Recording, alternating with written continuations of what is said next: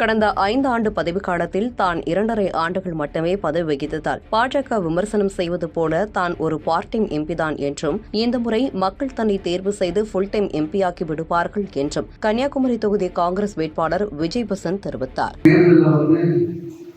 எப்படி பாரதோடு ராகுல் காந்தி காஷ்மீர்ல இருந்து கன்னியாகுமரியில இருந்து காஷ்மீர் வரைக்கும் நடந்து ஒரு புரட்சியை ஏற்படுத்தி ஒரு மாற்றத்தை கொண்டு வந்தாரோ, அதே போல் பாஜக அரசை தூக்கி இருந்து காங்கிரஸ் ஆட்சி கொண்டு வந்து உங்களுடைய ஒத்த ஓட்டு அதுக்கு காரணமாக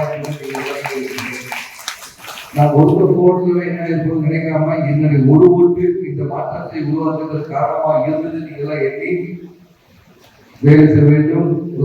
மீண்டும் உங்களுக்கு சேவை செய்ய வாய்ப்பினை கொடுக்க வேலை செய்யலாம். எப்படி எங்க அப்பா பேர் ஆதாரம் கொடுத்திருந்தோம், அவர் மறைந்த பின்பு எனக்கு ஒரு வாய்ப்பினை கொடுத்திருந்தோம்.